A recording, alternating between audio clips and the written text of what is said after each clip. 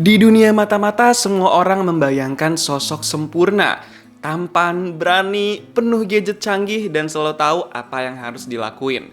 Namun, gimana kalau orang yang menyelamatkan dunia bukan agen elit, bukan petarung profesional, bukan sosok glamor, melainkan sosok wanita biasa yang selama ini cuma duduk di belakang meja, diremehin, diabaikan, dan gak pernah dianggap siap. Sampai keadaan memaksa dan semua orang sadar mereka salah menilai dirinya. Inilah kisah tentang seorang pekerja biasa yang nekat jadi mata-mata dalam film Spy.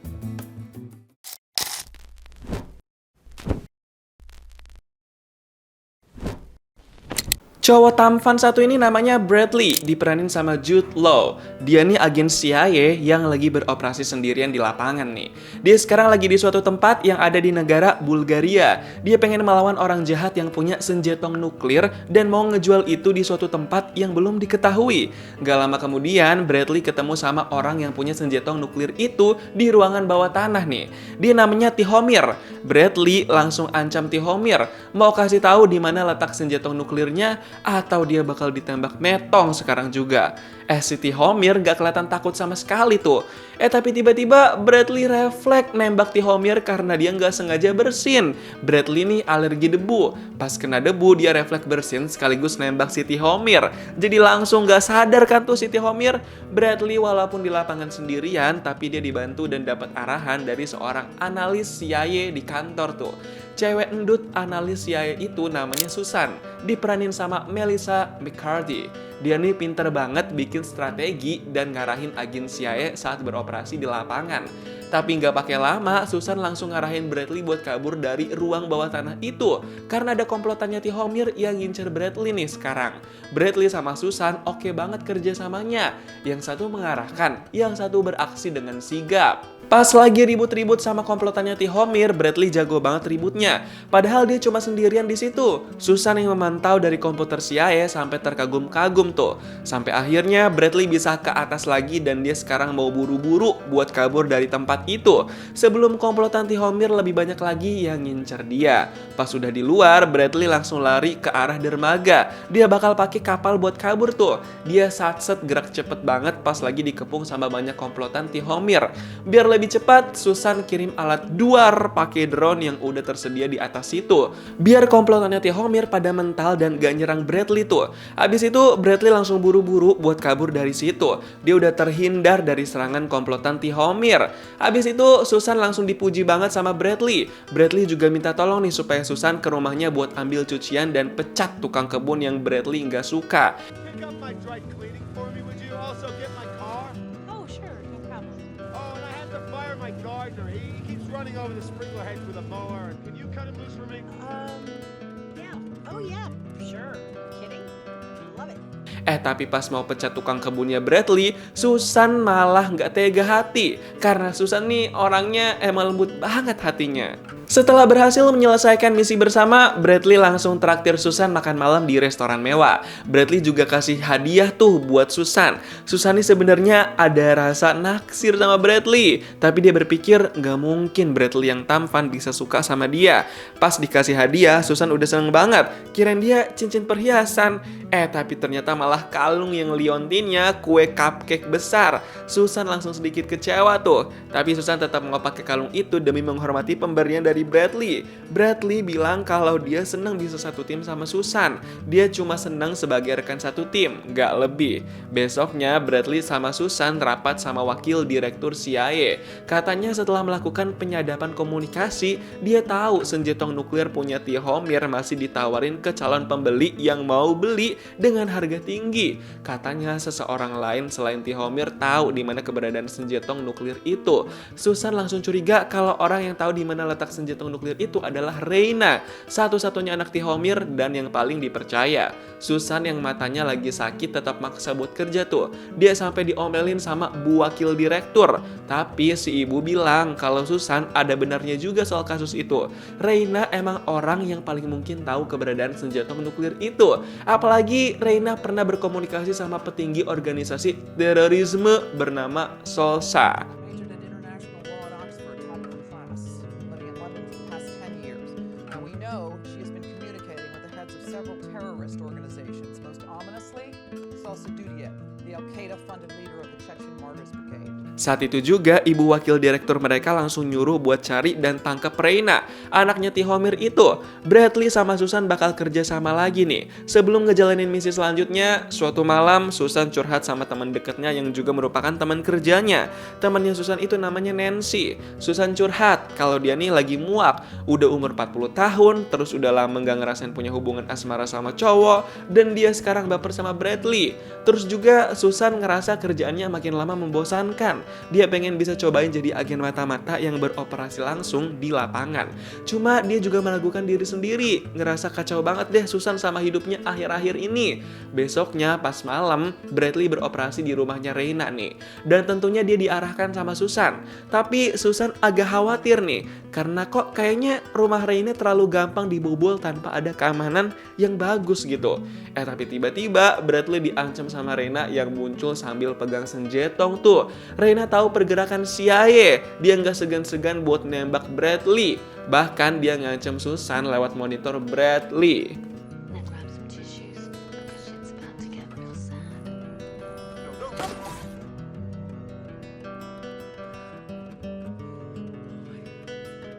Besoknya, CIA langsung berduka karena Bradley yang metong saat lagi beroperasi. Susan jadi orang yang paling sedih nih karena dia rekan satu timnya Bradley yang juga sempat naksir. Hari itu juga Susan langsung kerja lagi. Dia ngecek ulang rekaman terakhir di rumah Reina tuh. Dia baru sadar, di situ ada kertas yang bertuliskan nomor telepon, tapi kurang jelas. Dia langsung minta tolong Nancy buat memperjelas potongan video itu. Pas diperjelas, ternyata kertas itu bertuliskan nomor telepon dari Prancis. Susan langsung heran nih, kenapa ada nomor HP Prancis di rumah Reina?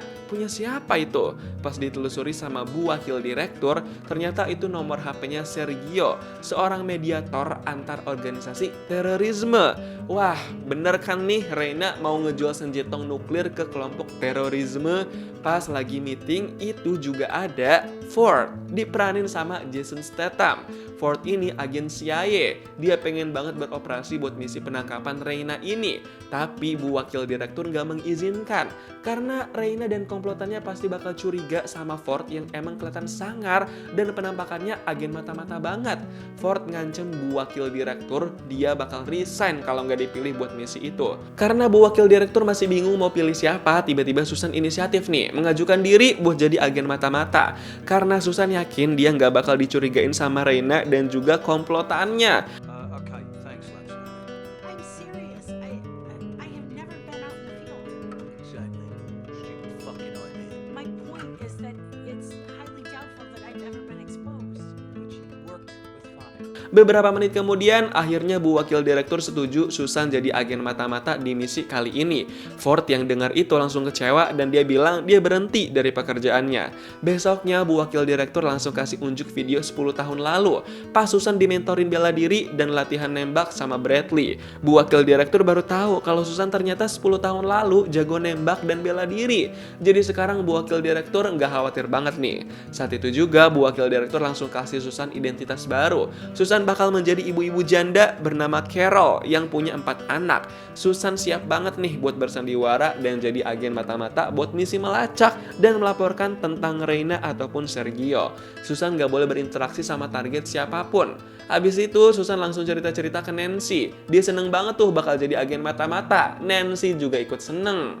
Hari itu juga Susan dapat senjatong dari petugas CIA. Susan dapat peluit karena itu yang cocok dengan ibu-ibu. Tapi peluit itu bisa mengeluarkan jarum beracun yang dapat melumpuhkan target. Susan langsung seneng banget. Bukan cuma itu, Susan juga dapat perlengkapan lain yang bisa menunjang dia saat beroperasi nanti. Malamnya Susan udah sampai di Paris nih buat beroperasi. Dia seneng banget, ini pertama kalinya dia bakal beraksi sebagai agen mata-mata sendirian. Gokil banget kan? Gak lama kemudian Susan sampai di hotel murah yang dikasih sama CIA. Susan kayak gak nyaman dan ketakutan gitu tuh. Sendirian juga kan di dalam hotel serem itu. Susan langsung hubungin komunikasinya ke Nancy. Nancy yang bakal ngarahin Susan buat bergerak kemana aja nih. Nancy langsung nyuruh Susan buat istirahat karena besok pagi mulai beraksi. Di situ tiba-tiba Susan kaget karena ada Ford yang tiba-tiba muncul di kamarnya. Dia udah panik kan tuh. Ford bilang dia nekat mau diem-diem ngejalanin misi ini. Ford ngerasa Susan gak bakal bisa ngejalanin misi ini sendirian. Get that bomb back. Why do you even care what I do? You really think you're ready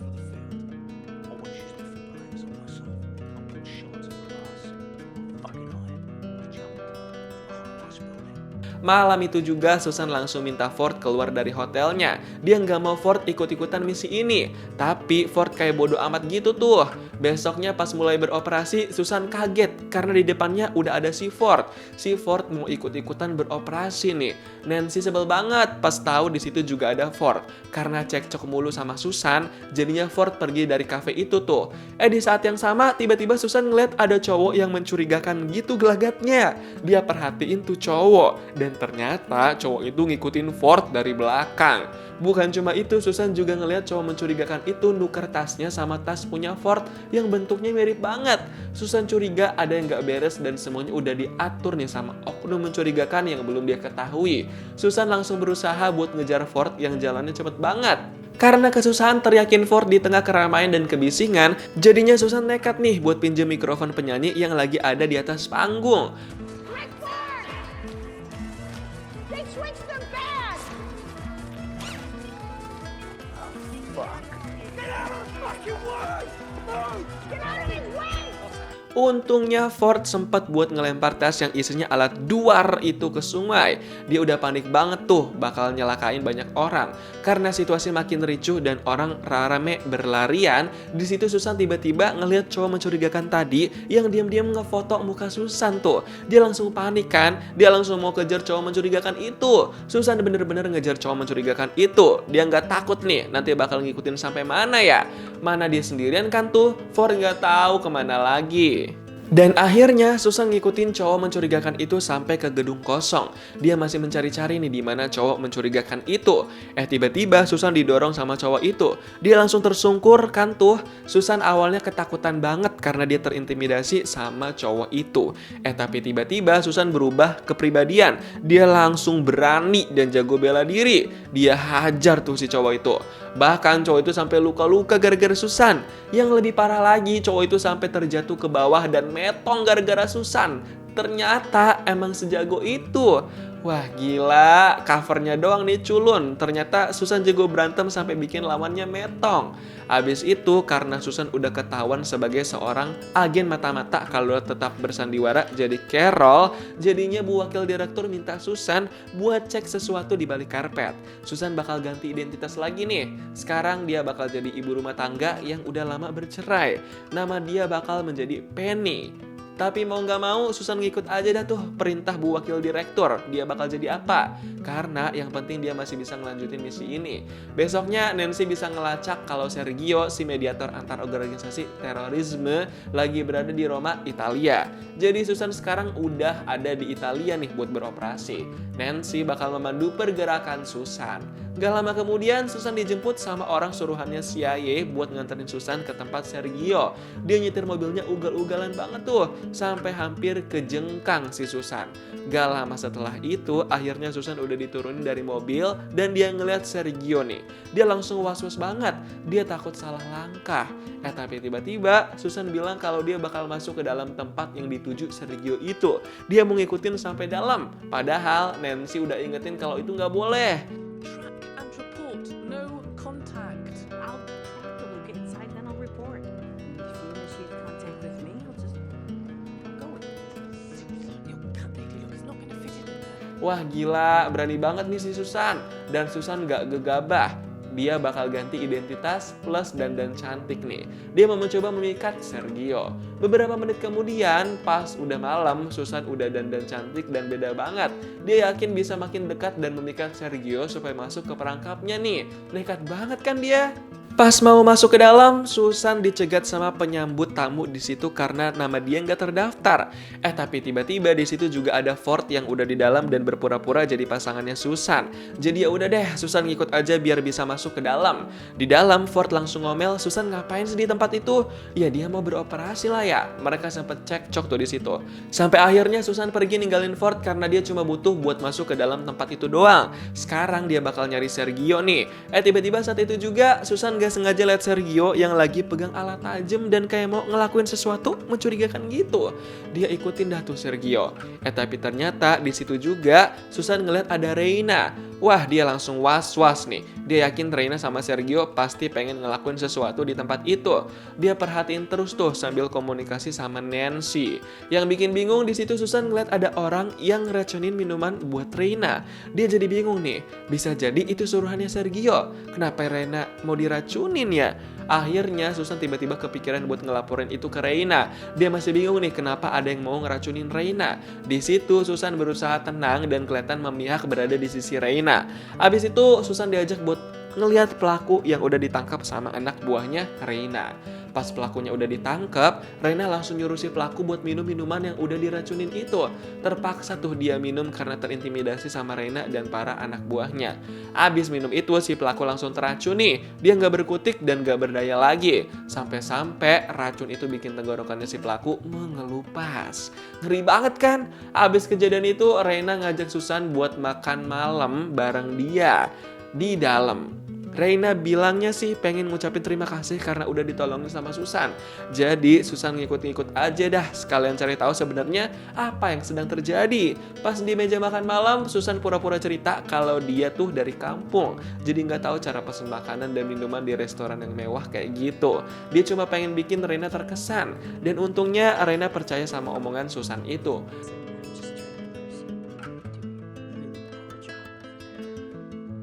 I thought as much.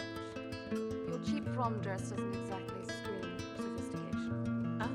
Bukan cuma itu, Reina juga pengen ajak Susan pergi ke Budapest. Dia pengen ajak Susan jalan-jalan kemana aja di Budapest. Tapi tiba-tiba Reina nyuruh anak buahnya buat tangkap Ford tuh.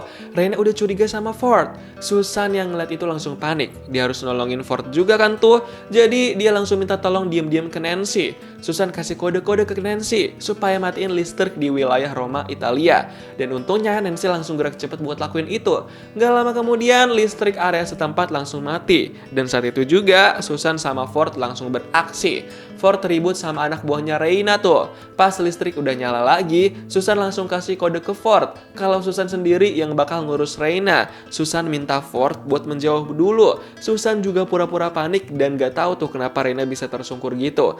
Acting banget deh si Susan ini. Untungnya Reina masih percaya sama Susan nih.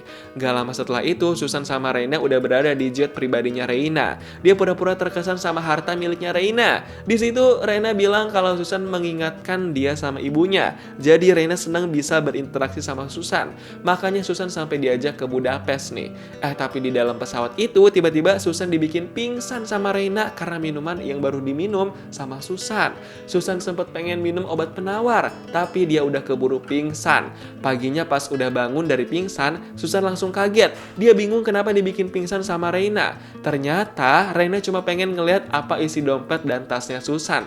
Untungnya isi dompet dan tas Susan meyakinkan nih. Jadi Reina nggak curiga sama Susan. Tapi tiba-tiba di situ ada anak buahnya Reina yang berkhianat. Dia pengen bikin Reina metong tuh. Dia nodongin senjetong. Reina sempat ketakutan kan tuh. Bukan cuma Reina, anak buah yang berkhianat itu juga berani nembak pilot dan kopilot di depan. Gila banget kan? Pesawat jadi nggak stabil nih sekarang. Saat itu juga tanpa mikir panjang, Susan langsung gunain peluitnya buat bikin si anak buahnya Reina itu pingsan. Dia mau bikin Reina tetap hidup dan menstabilkan pesawatnya dulu nih. Saat itu juga Susan langsung perbaikin kendali di tempat pilot. Untungnya dia bisa bikin pesawat itu stabil tuh. Tapi pas pesawat itu udah stabil, Reina malah nodong senjetong ke Susan dan mencurigai Susan dari CIA karena ngerti soal pesawat. Any bullshit and I'll blow your CIA brains all over that control panel. You know what you're thinking, and you're wrong. Tapi Susan ada aja nih idenya. Dia nggak bakal ngaku. Dia malah berpura-pura lagi jadi pengawal yang disewa sama almarhum bapaknya Reina buat jagain Reina. Susan bener-bener berusaha buat meyakinkan Reina kalau dia itu pengawal yang disewa sama almarhum bapaknya Reina. Dia kan tahu ya beberapa hal tentang Reina dan bapaknya. Jadi dia manfaatin informasi itu buat berpura-pura tuh. Got a problem with that. What you can do, Raina? You and your bullshit accent can land this fucking plane by yourselves. Okay, bodyguard. Dan untungnya Reina bisa dipercaya sama Susan tuh. Cuma Reina mengancam kalau sampai tahu Susan bohong, dia bakal bikin metong Susan. Tapi Susan gak takut nih, dia malah lega karena Reina masih percaya sama dia. Pas udah sampai di Budapest, Reina bilang dia mau ketemu sama calon pembeli senjatong nuklirnya. Dan kalau belum deal hari ini, mungkin bakal deal besok hari. Susan langsung was-was nih dalam hatinya. Reina ke tempat itu juga ditemenin sama Anton tuh, petugas keamanannya Reina. Jadi bukan cuma sama satu orang, Susan harus berpura-pura buat 2 orang. 1 jam kemudian, Susan diam-diam ngabarin Nancy pakai HP-nya kalau dia masih beroperasi dan sekarang lagi bersinggungan sama Reina. Nancy bilang Susan jangan terlalu jauh beraksinya karena itu nggak dibolehin sama Bu Wakil Direktur. Yang bikin kaget, tiba-tiba Susan papasan sama Nancy. Ternyata Nancy ngikutin Susan sampai ke Budapest dong buat tahu kabarnya Susan. Nancy excited banget tuh bakal beraksi sama Susan. Tapi tiba-tiba di situ Reina sama Anton nongol. Reina langsung curiga tuh karena Susan ngobrol sama Nancy kan. Tapi saat itu juga Susan langsung pura-pura lagi bilang kalau Nancy adalah detektif yang mau dikenalin ke Reina. Awalnya sempat meragukan, tapi akhirnya Reina bisa percaya sama Susan. Apalagi di situ tiba-tiba ada orang yang mau bikin Reina metong. Susan langsung melindungi Reina. Si Anton metong tuh di situ. Tapi gara-gara itu Reina jadi percaya kalau Susan sama Nancy emang berpihak ke dia. Nancy langsung melindungi Reina. Sementara Susan bakal ngejar orang yang nembak itu. Susan ngejar pelaku yang pengen nembak Reina itu pakai motor. Dia ngebut kenceng tuh. Di sisi lain Nancy malah nggak sanggup ngelindungin Reina dan bikin Reina kesel nih. Jadinya dia mau pergi dan beraksi sendiri aja tuh si Reina. Pas udah dapet pelakunya, Susan shock. Ternyata pelakunya itu agen CIA juga bernama Karen. Dia bingung nih. Yang bikin tambah bingung, tiba-tiba Karen pengen bikin metong Susan. Tapi mereka udah keburu ditembak sama orang entah siapa dan dari arah mana. Susan yang ketakutan dan kebingungan langsung balik lagi buat nyari Nancy. Gak lama setelah semua kejadian itu, Reina langsung marah-marah sama Susan dan Nancy. Reina ngerasa pengawal dan petugas keamanannya kagak ada yang bekerja dengan benar. Sampai sekarang cuma tersisa Susan dan Nancy. Malamnya pas mau ketemuan sama calon pembeli, Susan ngajak supir yang waktu itu jemput dia pas baru sampai di Italia tuh. Biar meyakinkan Reina kalau Susan punya tim lain yang siap membantu. Di situ juga Susan ketemu sama Ford. Ford lagi nyamar dan memantau pergerakan Reina biar gak ketahuan. Tapi Susan gak suka urusannya dicampurin sama Ford nih. Beberapa menit kemudian, Susan sama Ford udah ngeliat calon pembeli yang mau ketemu sama Reina tuh. Susan langsung terpikir cara supaya keduanya gak bertemu dan gak ada transaksi. Do you have a better idea? Release a gas in the club, causing everybody to get temporary amnesia. Get 100 sticks of dynamite. God, just go, just go. Susan bakal ngurusin si calon pembeli, sedangkan Ford bakal ngurusin penjaganya. Sementara Nancy lagi mengalihkan perhatian semua orang biar Reina juga nggak ngeliat si calon pembeli. Dan gak lama kemudian, Susan berhasil buat ngamanin si calon pembeli. Dia langsung ngejauhin si calon pembeli dan Reina nih. Tapi tiba-tiba pas ada celah, si calon pembeli malah kabur tuh. Susan langsung kejar si calon pembeli itu buat tahu dia kerja buat siapa. Pas udah kekejar, Susan langsung ribut baku hantam sama si calon pembeli itu. Bener-bener ganas banget nih cewek dua-duanya. Sama-sama jago ribut. Keributannya mereka berdua bener-bener bikin seluruh isi dapur orang jadi hancur lebur. Sampai-sampai Susan bisa ngebanting si calon pembeli itu. Gila banget kan? Bener-bener tenaganya sekuat apa itu ya saking emosinya. Sampai tiba-tiba ada orang yang lempar alat tajam ke si calon pembeli itu. Pas lihat ke belakang, Susan kira yang lempar itu Reina. Tapi ternyata yang lempar itu adalah Bradley. Dia masih hidup dan sekubu sama Reina. Shock banget kan? Hello, Coop.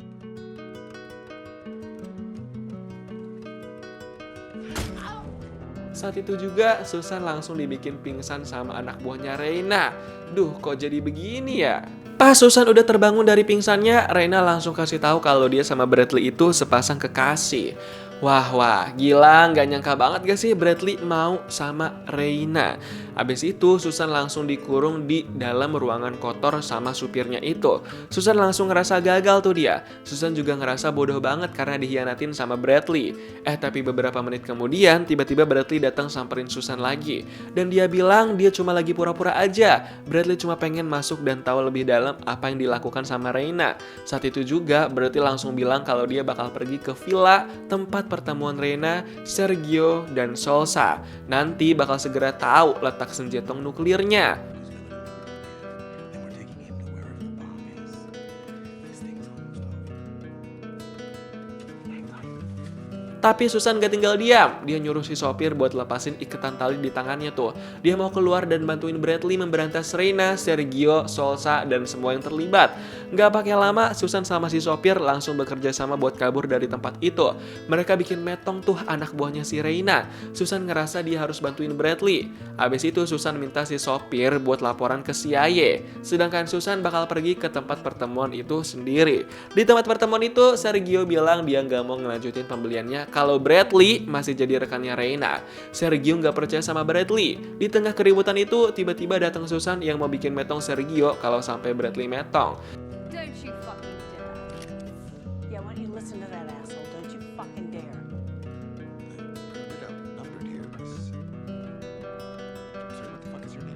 Susan Cooper, I'm with the CIA. Saat itu juga Sergio langsung heran kenapa Susan mau membela Bradley dan nolongin Sergio beli senjata nuklir. Reina bilang itu karena Susan jatuh cinta sama Bradley. Terbongkarlah semua di situ sampai urusan hati. Bradley langsung shock pas dengar pengakuan hati dari Susan tuh. Dia nggak peka berarti selama ini. Nggak lama setelah itu akhirnya mereka bakal ketemu sama pembelinya nih, yaitu Salsa. Wah, Susan sama Bradley beneran mau ngebantuin transaksi senjata nuklir ini nih. Salsa membeli senjata nuklir pakai berlian yang bejibun. Dan habis ini Reina bakal langsung nunjukin di mana letak senjata nuklirnya. Pas ditunjukin senjata nuklirnya, Salsa sebagai pembeli langsung seneng banget tuh. Dia ngerasa bakal berjaya dengan itu. Tapi tiba-tiba Sergio sama semua anak buahnya malah nodong senjata ke arah Salsa. Bradley sama Susan langsung menghindar. Reina bahkan kaget pas lihat itu. Ternyata Sergio pengen menguasai berlian itu dan ngambil senjata nuklirnya Reina. Gila banget kan? Dia juga nggak segan-segan buat bikin metong Salsa di tempat tuh. Di tengah-tengah kebingungan itu, tiba-tiba Ford masuk dengan bawa senjata. Tapi dia malah kesangkut tuh bajunya, jadi jatuh dan malu-maluin. Tapi saat itu juga, Susan langsung beraksi pakai senjata buat bikin Sergio sama komplotannya metong. Dia bener-bener udah nggak kasih ampun nih. Lebih baik dia ngelindungin Reina. Bahkan di situ Susan bener-bener ngelawan semuanya sendirian. Gokil banget kan? Tapi Sergio yang masih hidup dan mencoba kabur langsung dikejar nih sama Susan, Reina, Bradley, dan Ford. Mereka harus bikin metong si Sergio tuh. Susan sampai bergelantungan di helikopternya Sergio, saking dia ngebetnya harus bisa bikin Sergio metong. Gila banget sih nih. Pas udah bisa ke atas, Susan nekat langsung buang koper berlian dan senjata nuklir itu. Dia hempaskan tuh apa yang pengen didapat sama Sergio. Dan gak disangka-sangka, di situ Sergio ditembak sama Nancy dari helikopter lain. Gila, keren banget kan si Nancy? Tapi Sergio belum metong juga nih. Dia malah pengen bikin metong si Susan. Tapi untungnya Susan ngelepas kalung yang ditarik Sergio. Dan saat itu juga Sergio langsung jatuh ke bawah dan metong. Mampu itu dia. Setelah semua kejadian itu, Reina ditahan sama polisi dan bakal dipenjara. Dia harus terima hukumannya juga. Setelah itu juga, Susan langsung dipuji sama Bradley dan Bu Wakil Direktur CIA. Susan benar-benar bekerja keras dan bagus banget. Saat itu juga, Bu Wakil Direktur langsung kasih kepercayaan besar ke Susan buat tugas selanjutnya. Pas berduaan sama Bradley, Susan langsung bilang kalau dia emang benar-benar kagum sama Bradley. Glad you're still alive, Beverly. Silly fucking girly wanker. God. Nice work, Cooper. Tapi sekarang dia memutuskan untuk berteman aja, gak pakai perasaan. Film spy emang lucu, penuh aksi, dan terlihat ringan. Namun di balik komedinya ada pesan yang kuat. Banyak orang dinilai hanya dari penampilan, dari jabatan, dari cara bicara, dari seberapa percaya diri mereka terlihat. Padahal kemampuan sejati sering tersembunyi di tempat yang gak disangka. Susan gak berubah menjadi hebat dalam satu malam. Dia memang sudah hebat sejak awal. Hanya saja gak ada yang melihatnya. Dan kadang dalam hidup, tantangan bukan soal menjadi lebih baik, tapi soal mendapat kesempatan untuk menunjukkan siapa diri kita sebenarnya. Karena orang yang paling diremehkan hari ini bisa jadi orang yang paling dibutuhkan besok. Gimana nih pendapat kamu tentang film Spy? Coba tulis di kolom komentar dan kasih tahu kamu mau diceritain alur film apa selanjutnya.